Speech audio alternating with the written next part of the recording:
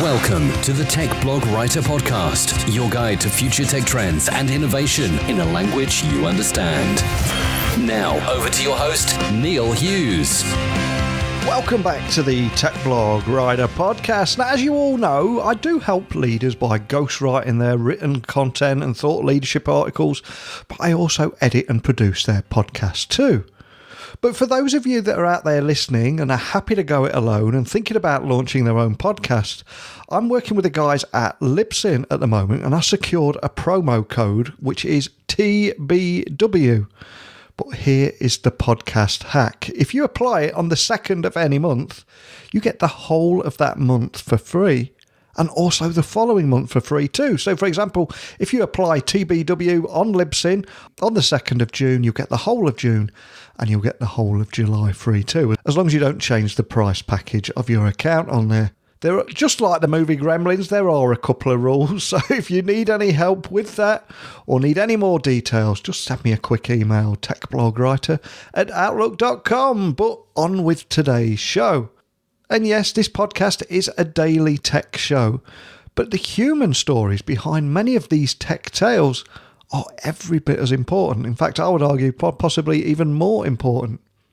For example, Sean Lane is a former UASAF captain and NSA intelligence officer, who is also a technologist, entrepreneur, and founder of Olive, which is a Columbus-based healthcare artificial intelligence company. And when researching him, I quickly learned that 1/3 of every dollar spent in healthcare in the US today is used for a high volume and repetitive data-driven administrative process. Now, the challenge has grown from the digitization of the healthcare industry, but new technologies are now coming forward, such as AI and machine learning, and many believe that they could prove to be the answer. So this is a great story today, a very human story and a very tech story at the same time. So buckle up and hold on tight so I can beam your ears all the way to Columbus, Ohio, so we can speak with Sean Lane, founder of Olive. So a massive warm welcome to the show, Sean. Can you tell the listeners a little about who you are and what you do? Thanks, Neil. My name's Sean Lane. I'm the CEO and founder of a company called Olive.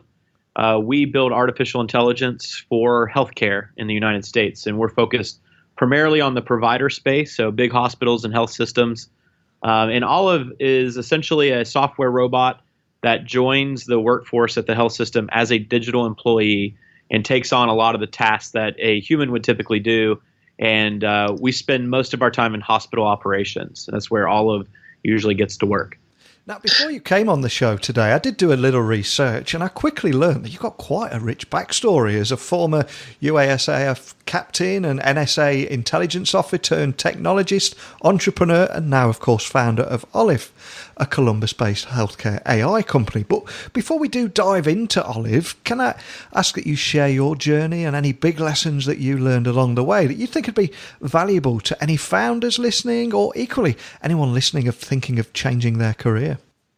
Oh, absolutely. So when I was a kid, I always wanted to be a spy, and I was a computer nerd kind of at the same time. I, started coding in BASIC when I was in junior high, and, started to write, scripts and get into coding kind of at an early age. But again, I always wanted to be a spy, from watching movies and reading my dad's manuals from the Army. He was in the Army. I ended up going into the Air Force as an intelligence officer, so it was a little bit of a dream come true for me. As soon as I got in, it was the beginning of the war in Iraq. So I deployed over there for a year, found that my technical skills, just from my hobbyist technical skills, came in handy in the intelligence world. Ended up doing a lot of things with technology while I was in Iraq, and got selected to go to NSA. And NSA, National Security Agency, is a perfect place for someone to go who is a technologist or a computer nerd, and wanted to be a spy. So it was a great place for me. I learned a ton, but I was, thrusted right into programs where we were building some pretty mission critical systems, dealing with hundreds of thousands of rows of data every second. So for me, it was like, a kid in the candy store from a data perspective, but also under the intense pressure of getting things out to the warfighters. So it was a good experience. I spent 5 tours in Iraq and Afghanistan. up until about 2007. Ended up getting out of the military and NSA and decided to start a software company, and that was around 2008. Started a software company building tools for the intelligence community. That went really well. It was bootstrapped. I had no idea what I was doing, but I kind of figured it out as I went along. Ended up growing that company to about 60 or 70 employees. Sold it in 2012. And at that point, I had done a lot of work in technology, crossing over from data to cellular to communications to augmented reality, lots of different technologies. And I was really looking for something to sink my teeth into next. I was living in Baltimore, Maryland at the time in the States, and was focused on kind of building tech companies.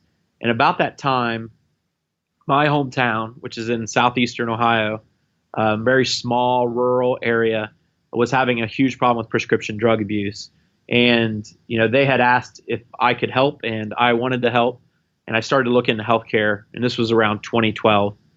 And when I started looking at healthcare, luckily I knew a CEO of the local health system in my hometown, and he let me kind of take a peek under the hood, if you will, at all the technology systems they had. And what I saw very quickly was that nothing was connected. Systems didn't talk to each other. Data wasn't shared. And to me, that was like the biggest problem healthcare was facing, not only in opioid abuse, but many, many other things. So I became pretty laser focused on trying to solve that. In 2013, I met a couple investors who were at Sequoia Capital out on the West Coast. They were positioning to leave and start their own venture firm in the Midwest, headquartered in Columbus. And I had kind of shared with them my idea of what I called at the time, building the internet of healthcare, connecting everything together. So they said, hey, why don't you leave Baltimore, quit all your jobs there, move to Columbus. We're going to start this firm. You can build $1 billion company and change an industry forever, and we'll invest in that company. So to me, it was a pretty crazy proposition to move, halfway, from the East Coast to the Midwest. But this idea that I could build something with a great team that could be long-lasting and enduring and really impact an industry, something bigger than I've ever done before, really compelled me to move and try that out. So, as we were starting the company and figuring out how to solve that problem of interoperability, what we ended up on was the creation of a software robot that could use computer vision to operate any piece of software, thus being that level of interoperability that was much needed in healthcare. And that's really how Olive got started. What a fantastic story. When you look back, does it almost feel like that every single step that you took happened for a reason and led to this moment? I do. The common question that I get when I'm talking to someone or in an interview is, if you could go back and tell yourself something, what would it be? And that's probably one of the scariest questions for me, because the answer is I wouldn't tell myself anything. Everything kind of happened to get a part of that journey to get the company and myself where we are today. And I think it all was important. The learning, the experiences, the tough times, the failures along the way all led to what we're doing now. And I couldn't recreate it if I tried, but it's been an awesome journey. Now, here in 2019, I've recently read that 1/3 of every dollar spent in healthcare today is used for high volume and repetitive data-driven administrative processes. So can you tell me more about that challenge and how it's grown from the digitization of the healthcare industry, and also how technologies such as artificial intelligence and machine learning may well prove to be the answer? Absolutely. So if you look at the healthcare industry in the United States, $3 trillion of cost. A good solid trillion of that is those administrative tasks that you mentioned. And so it's an incredible amount of cost savings that we can create just by adding some artificial intelligence into the mix and being able to basically reallocate or move that $1 trillion of value somewhere else in healthcare, like clinical care, therapies, new drugs, cancer treatments, all the things that are really, really important. And, it all happened very quickly. It was, over the course of a couple decades in reality, but, at the scale of healthcare, it happened quickly, was the advent of these electronic medical record systems and the digitization of healthcare in general. And that tsunami happened, and there wasn't an interoperability solution. So what So what healthcare did as a response was created human routers. So humans that would sit in between systems, do repetitive tasks to make up for where automation lacked, to take data from one system and put it in another to make up for where interoperability lacked. So they've created thousands or hundreds of thousands of these human routers. So the opportunity to go into healthcare and provide a digital workforce at a much, much lower cost has the opportunity or the ability to really shift the entire cost structure of the industry. And for me, it's just amazing to think about what we can accomplish if we're able to move or reallocate large sums of money in the billions or trillions of dollars towards the things that really matter. So it's just the beginning. I mean, we are just encroaching on this journey to really fundamentally change the entire industry. So what is the role of Olive in all this, and what are the kind of problems that you're solving, or how are you solving them with Olive? It's a good question. So we look at, health systems and primarily like healthcare operations. We're looking for revenue cycle, finance and accounting, supply chain, human resources, places in health systems where there's all these administrative tasks to be done, all this value to be created, and much of it is repetitive. So we kind of have a promise that we have at Olive to the market, and that is Olive will first figure out where she can have an impact. So looking around at the health system, finding the places where we think automation and a digital employee can have a big impact on value. We then onboard her quickly. We train her how to do the job. We do that through technology, and we get up and running very quickly.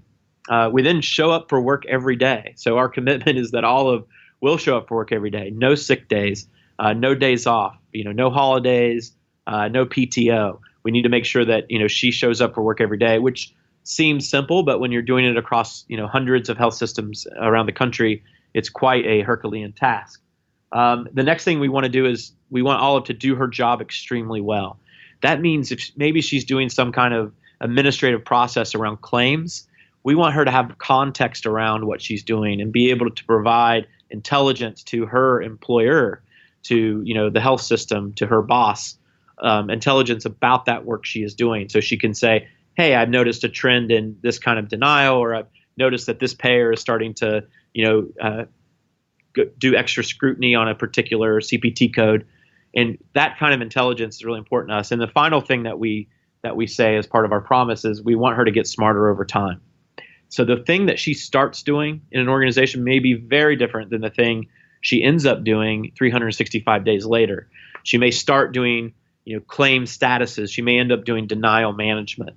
So the idea is that digital employee is living and breathing and continuously getting better, recommending new things to do, and creating more value. So that's kind of it in a nutshell when it comes to her role. So from a business point of view, what are the kind of benefits that AI as a service can offer? And also, what efficiencies can a platform agnostic technology actually go on to uncover?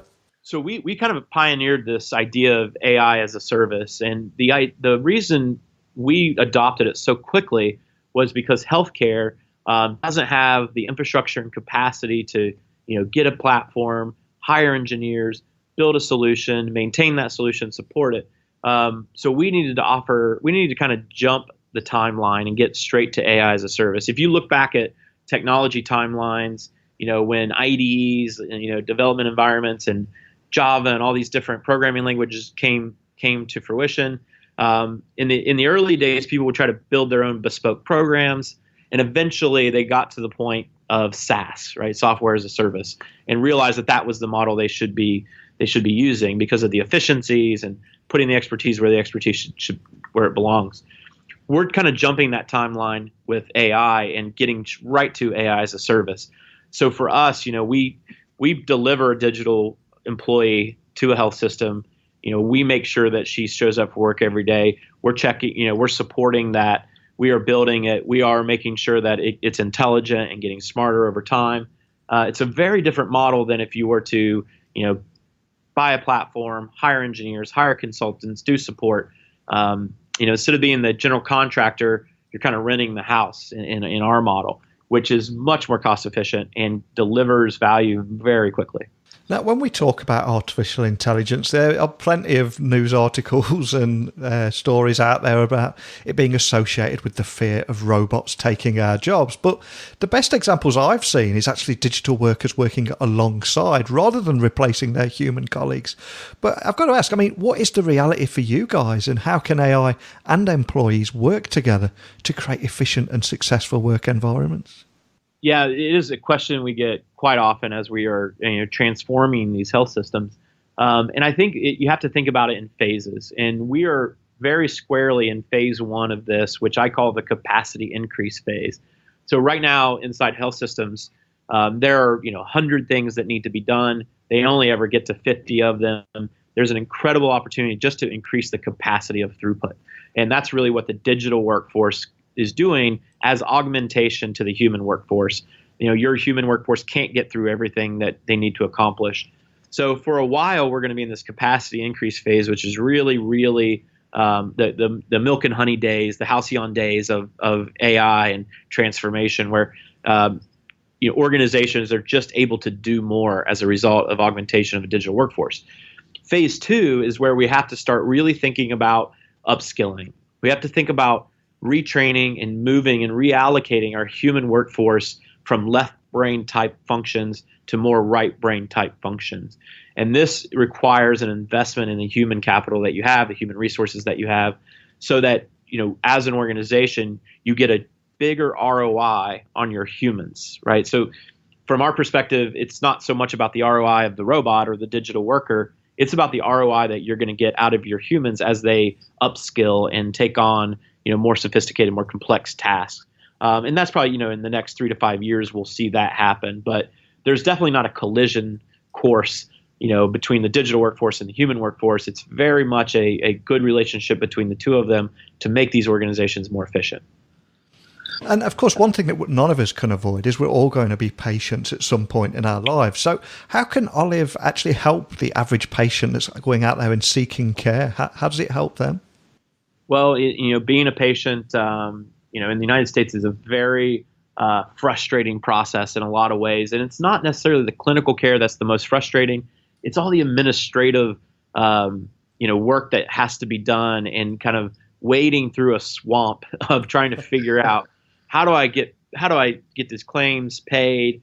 How much is my copay? What providers are covered? So there's a lot of what I would call internet-like experiences that need to happen inside healthcare. We're used to this incredible technology when we want to hail a ride or reserve a room or get a flight or pretty much anything in our lives, to shop, anything in our lives outside of healthcare. We need that internet-like experience inside of healthcare. But I go back to that original problem, and that problem is there's really no interoperability, and that interoperability precludes healthcare from providing that internet-like experience.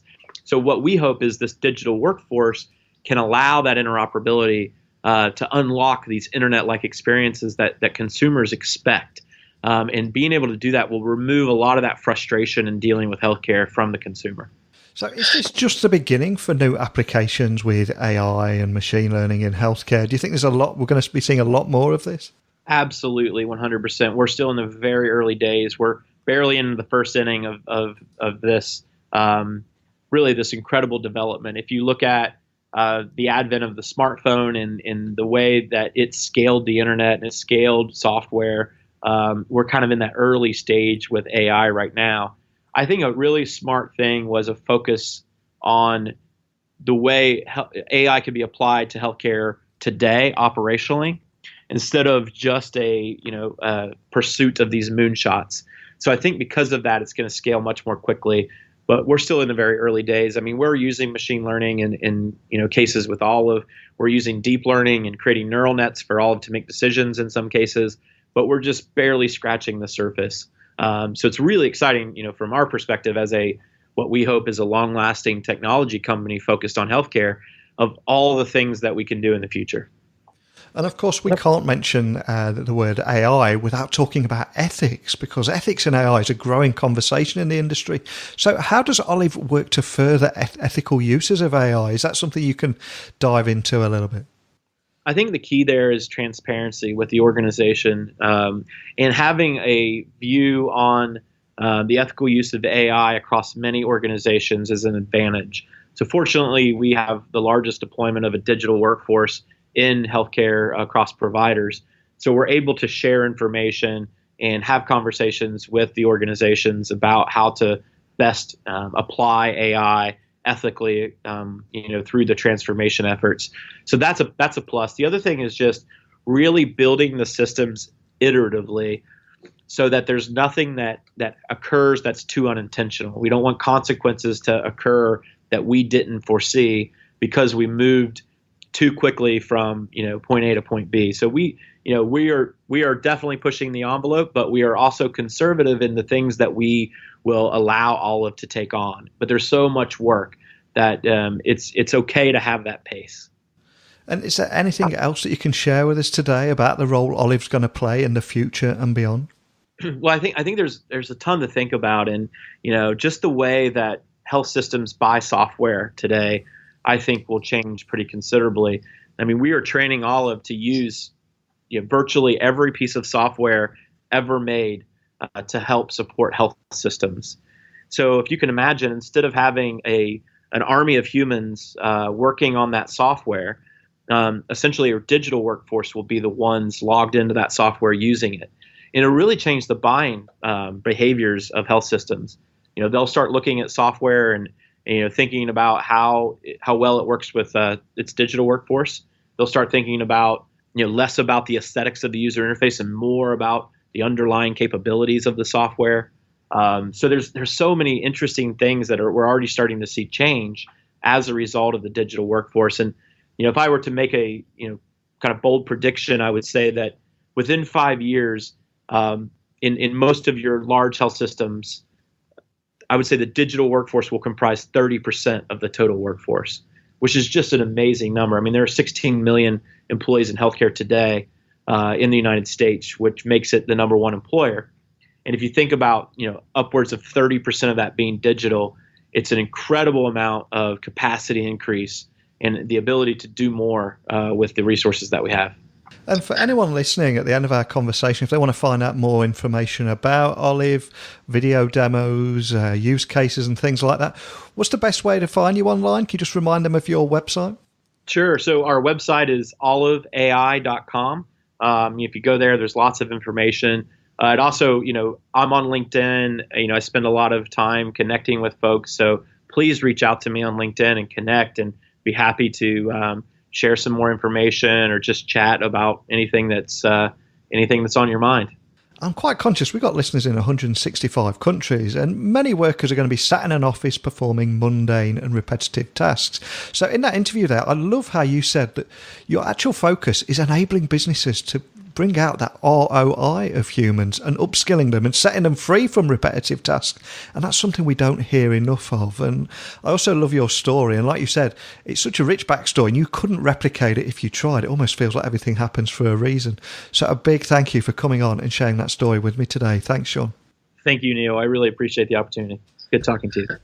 Wow, we covered a lot there, didn't we? I mean, America's growing $1 trillion administrative burden in healthcare could clearly be solved through technology, and new applications in artificial intelligence and machine learning in healthcare are clearly gathering ground. But obviously we also discussed hiring AI-based digital workers to support their human colleagues rather than replace them, and also learn how AI can reduce errors that impact patient outcomes such as insurance eligibility, etc. So when we think about the Internet of Healthcare, I think the future is far beyond the digital transformation. But after hearing all of this, what was the big takeaways for you? Please email me, techblogwriter@outlook.com. Go to my website, techblogwriter.co.uk, and you can get me on Twitter, Instagram, and all the usual channels at Neil C. Hughes. But I'm afraid we're at the end of another episode. Doesn't the time fly when we're having fun? So wherever you're listening to this in the world, you could just be hitting the off button around about now as you enter the office to go through the daily grind. But I just wanted to offer a genuine thank you from me for allowing me to be a part of your daily routine, your commute to the office, wherever you listen. Please also let me know where you listen. But I'll return tomorrow with another great guest. And until next time, don't be a stranger. Thanks for listening to the Tech Blog Writer Podcast. Until next time, remember, technology is best when it brings people together.